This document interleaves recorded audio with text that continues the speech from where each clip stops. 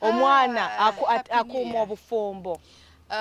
Relationship Happy New Year. MVP atya. He's okay. My very most valuable person. He is. I love him. He loves me. Gunomaka ngwesunze nnyo. Yeah, he made so many promises. Wamwe. Atengeri gyali ebisobozo yabikoleddewa. Waka. Omanyi twade tukola vision book nkole yange. Eyo neye then together. Nice. So kati mwabaddemu promises. Kati yabisabye Katonda abimpe. Kiki kwebyo byolina? Banange bingi bestanafuna. Naye ng'ate ndi mumativu naye nabe we bijja.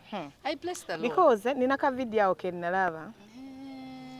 Muri mutya banaye happy 2020. Nange madenya galo kutandikira kubanga kazo ke kuvuze mutego. Gwe wakaba ku savinga batya. Musimu Oba tukole nnyo. Tukyali tukole namani.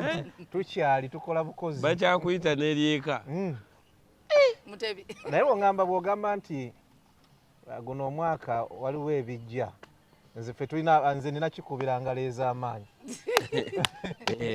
Kubanga manya nti Saba no waliwo kati no yinza olowooza ebijja ebimu nti biritanje no waliwo ebintu ebimu ng'omuntu bw'anaagamba like amapavin nti ngenda kwagala exactly totuliza tebasobola kugamba kwagala ng'abadde bakwagala kubanga kakati waliwo ekintu kyolina okukiriza kubanga tokiwandiika kiteeka mu at least nze nsobola okiwandiika oba omulala Susan nawe osobola okiwandiika ekyo ekyaki nti ndete vision book yange bw'otaddemu okwagala nateekamu okwagala okujja omwami wange omukwano gwaffe gujje kati bujja anyway naye waliwo omukwano nga bw'ate bwe renew our love ebeere ngeri renewed every day kubanga amapavu olaba waliwo couples olaba ng'omukwano gwawe gugenda gwali gw'amaanyi then ne bagenda nga they're getting comfortable by the way nkyalaba kansokenze kubanga sisobola kwegereza kangeze ku paveni nabadde ndaba was it on Instagram wabadde oli kumbaga somewhere ng'oline but you are happy nga kiraga nti abantu balinga bwe beekwanira omusajja okkiriza ozanye naye ozine naye